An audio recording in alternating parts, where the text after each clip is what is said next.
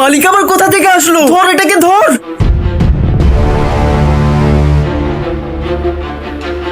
ওই কাজ ছেড়ে কোথায় যাচ্ছিস তোরা? তোদের মিস্ত্রি কোথায়?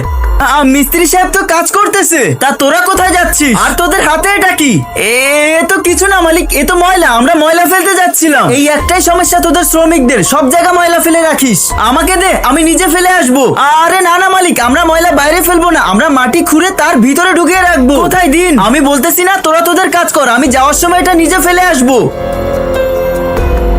বন্ধুরা, তোমরা কি আমার মতো ইসলামিক ভিডিও দেখতে ভালোবাসো? তাহলে আমাদের এই ভিডিওতে একটা লাইক এবং চ্যানেলটি সাবস্ক্রাইব করে কমেন্ট বক্সে অবশ্যই আই লাভ ইউ ইসলাম লিখে যাবে। গেল আমাদের কাছ থেকে এতগুলো সোনা, লাখ লাখ টাকা দাম ছিল ওইখানে। আবে এত সহজেই যেতে দিব নাকি সোনা আমাদের হাত থেকে? আমার কাছে একটা প্ল্যান আছে। আবে শালারা, তাড়াতাড়ি সিমেন্ট নিয়ে আয়। আরে এবার তাড়াতাড়ি সিমেন্ট নিয়ে চল, না হলে মিস্ত্রি রেগে যাবে। যা তাড়াতাড়ি গিয়ে পানি নিয়ে আয়।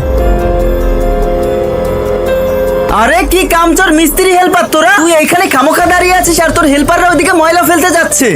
মালিক, এখানে আমার কোনো দোষ নাই, আমি হেল্পারই হারামখোর পাইছি। খালি আজকের দিনটা সহ্য করেন, আমি কালকেই নতুন হেল্পার নিয়ে আসবো। আমি কেন আজকের দিন সহ্য করব? তুই আর তোর হেল্পার সব বের হয়ে যায় এখান থেকে। বন্ধুরা, এই ভিডিও নেক্সট পার্ট দেখতে চাইলে ভিডিওতে একটা লাইক এবং চ্যানেলটি সাবস্ক্রাইব করে যাও, আমি কালকেই নেক্সট পার্ট আপলোড করে দিব।